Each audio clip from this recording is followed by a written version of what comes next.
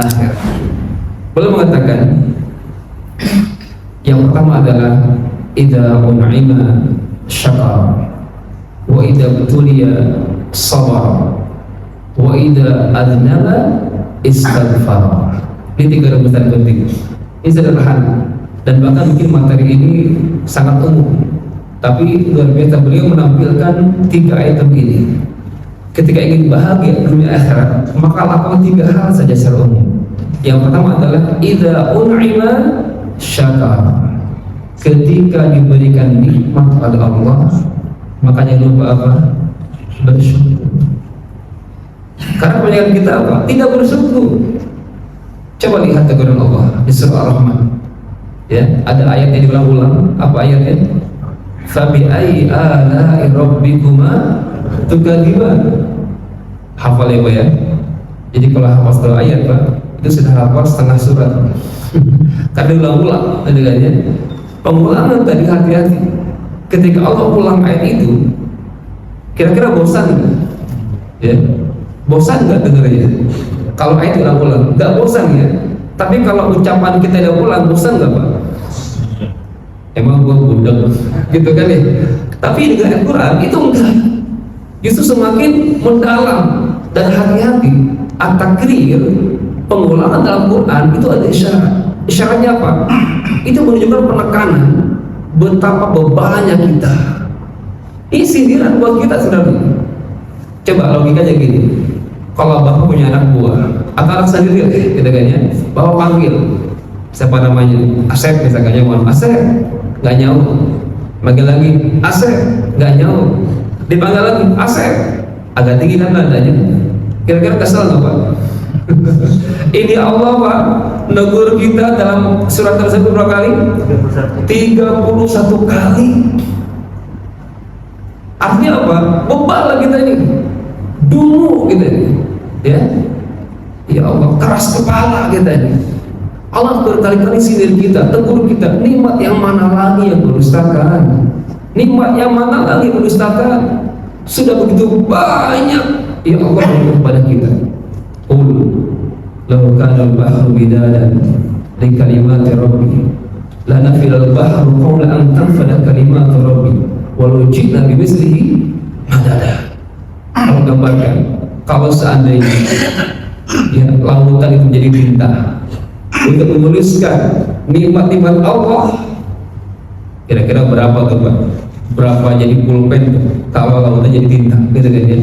Itu ternyata tinta tersebut itu akan habis sebelum nikmat-nikmat itu teruskan semuanya. Masih banyak ternyata, luar biasa ya.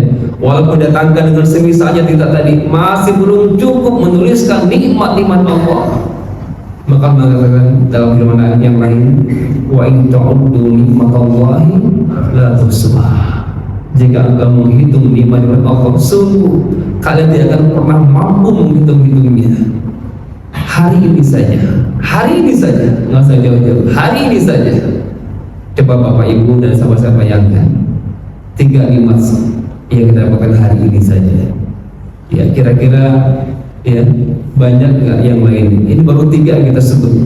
Maka yang diminta dari kita adalah idza qanima syakara, syukur nikmat, bersyukur kepada Allah atas nikmat yang Allah berikan. Bersyukur. Maka bicara masalah kesyukuran kita, lihatlah di bawah kita agar kita pada bersyukur. Lihat di bawah kita. Viral dulu ya ceramahnya Zainuddin MC gitu kan ya. Saya juga sering dengar gitu kan ya. Yang punya mobil bersyukur karena tetangga masih punya motor gitu kan ya. Yang punya motor bersyukur tetangga sebelah itu pakai sepeda. Yang pakai sepeda bersyukur tetangga sebelah jalan kaki. Yang jalan kaki bersyukur tetangga sebelah nggak bisa jalan.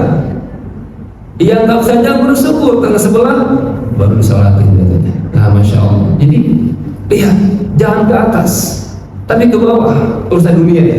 Tapi urusan akhirat baru ke atas. Lihat sahabat kita, lihat saudara kita. Ini rajin ibadahnya, rajin sedekahnya, rajin baca Qur'annya. Maka kita motivasi. Di sinilah Itu kunci pertama sa'adatun nafsi, yaitu apa? Ketika diberi nikmat syukuri. Ini yang diminta, karena Allah mengatakan surah Saba ayat 30, wa qalilun min ibadiyas syakur, sangat sedikit sekali dari hambaku yang pandai mensyukuri nikmat yang diberikan. Pernah nggak terbesit dalam hati, ya, nikmat ini begitu dahsyatnya, ya, begitu dahsyatnya, masih bisa menghirup oksigen, masih bisa melihat pemandangan yang begitu indah, masih bisa melihat mendengar suara-suara yang begitu indah. Nggak usah jauh-jauh, diri kita aja dulu.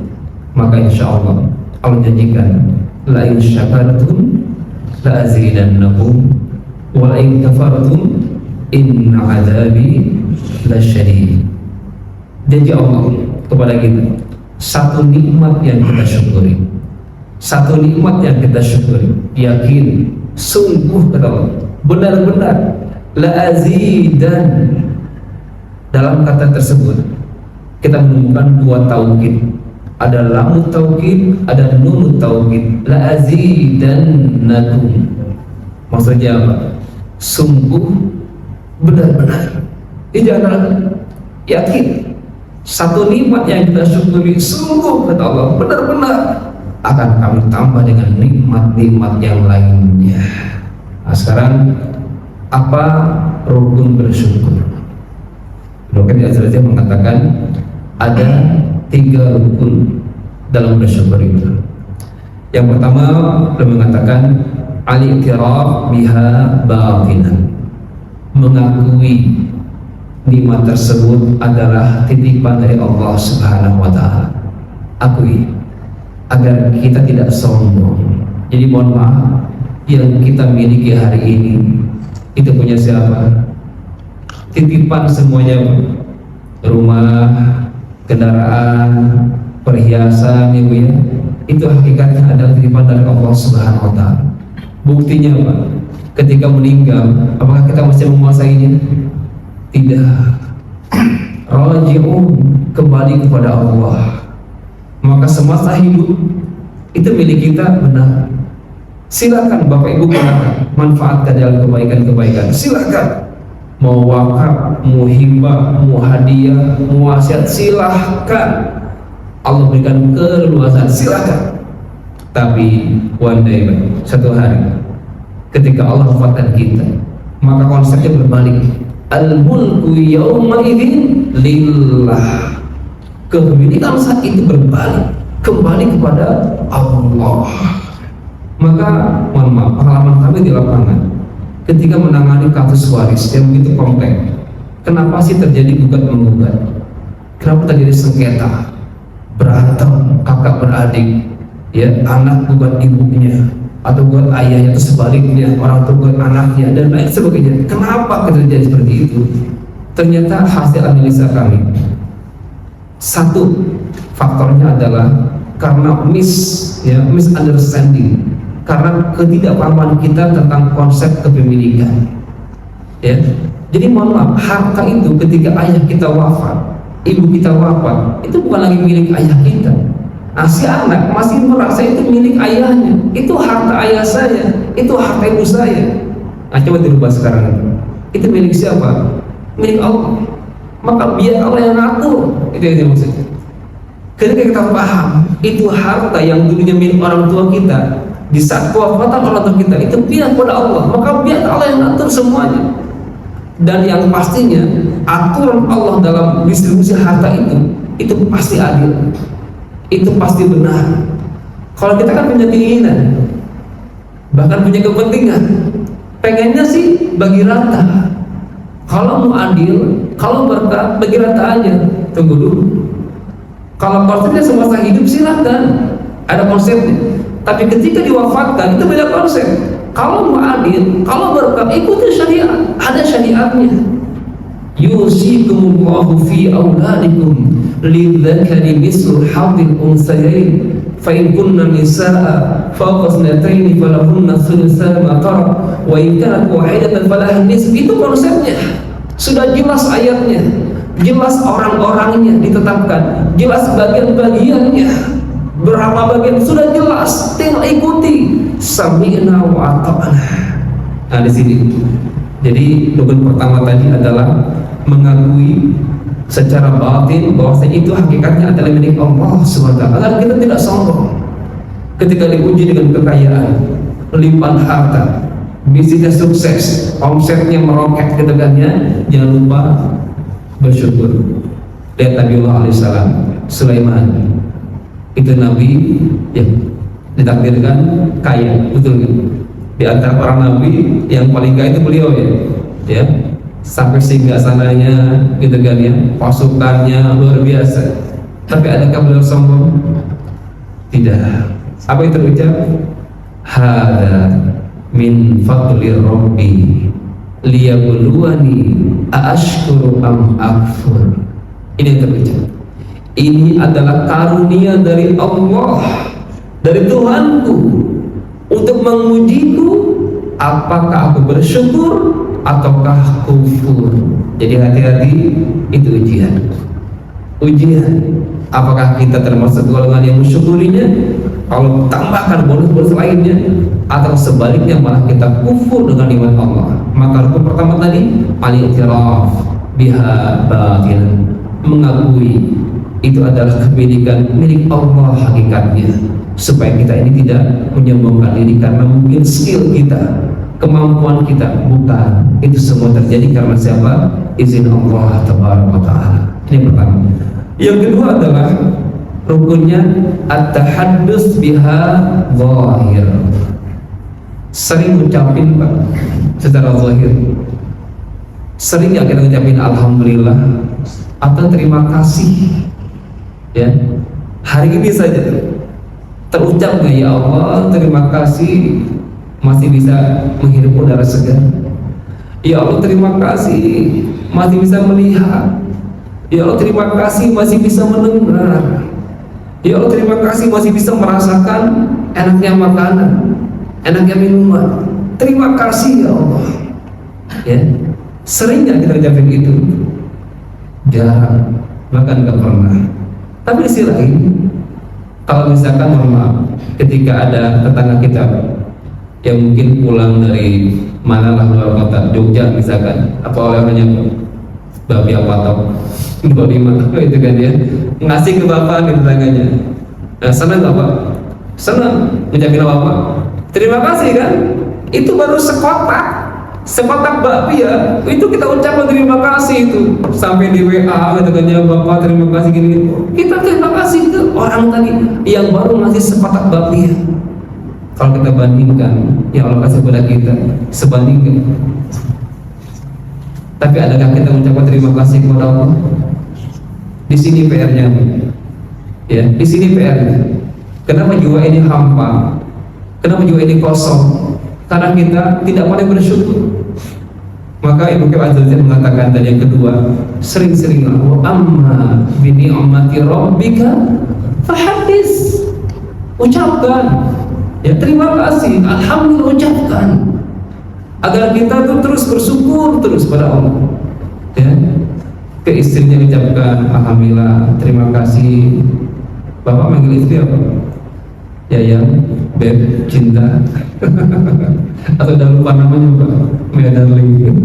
Jadi ada kisah orang tua waktu itu temannya silaturahim kunjungan. Ya dia kaget soalnya suami ini manggil ke istrinya itu my darling. Udah tua gitu kan ya. Kata temannya keren gitu. Udah tua gini makanya my darling, dibisikin saya lupa nama istri saya. Udah pikun, maaf ya, lupa. Allah bisa, ini canda aja. Baik, ini yang kedua ya, at-tahaddus biha zahir. Sering ucapkan terima kasih ke anak-anak, sudah baik-baik, sudah soleh-solehah, gitu kan ya. Terima kasih ke guru-guru, gitu kan ya. Ingat gak guru SD kita Pak? Ya kan? Guru SMP kita. Itu guru SD yang ngajarin kita nulis, gitu kan ya. Masih ingat gak minimal namanya aja? Jangan sampai kita lupa. Kita ini sudah tua hari ini, coba ingat gak guru-guru kita? Minimal doakan mereka kalau sudah meninggal. Kalau masih ada, kunjungi. Ya, siapkan parsel nanti ketika lebaran itu. Kadang kita lupa diri gitu. Ucapkan terima kasih kepada orang-orang yang banyak berjasa. orang tua kita, gitu kan ya, mertua kita, sudah banyak gitu kan ya jasa-jasa kebaikan-kebaikannya, ucap terima kasih. Apalagi Allah Tabaraka wa Ta'ala yang begitu banyak memberi nikmat kepada kita, lebih layak, lebih pantas untuk kita ucapkan terima kasih ya Allah. Alhamdulillah bi ni'matihi tatimmus shalihat. Alhamdulillah bisyukrihi tazidun ni'am. Dengan bersyukur maka bertambahlah nikmat-nikmat tersebut. Wallahu a'lam. Ini rumusan baku. Ini bukan sekedar ya spill atau omong-omong, enggak. Ini adalah janji pasti dari Allah Tabaraka Ta'ala, dan Allah tidak pernah ingkar dengan janjinya, tidak seperti manusia itu. Yang ketiga adalah wa tasrifuha fi mardhatillah, menggunakan nikmat tersebut di jalan kebaikan, di jalan yang Allah ridhoi. Itu 3 rukun. Jangan sampai ya yang ketiga ini kita manfaatkan, kita gunakan, ternyata itu bermaksiat. Ya, punya kendaraan gitu kan ya, punya apa harta, punya apa lagi, mari manfaatkan, kita belanjakan di jalan Allah Subhanahu wa Ta'ala. Ada bekal-bekal yang kita jemput nanti, ada titipan-titipan yang kita nikmati nanti. Karena sejatinya yang kita miliki, yang kita nikmati adalah hal-hal yang telah kita belanjakan di jalan Allah Subhanahu wa Ta'ala. Adapun mohon maaf, yang kita makan jadi apa? Jadi kotoran.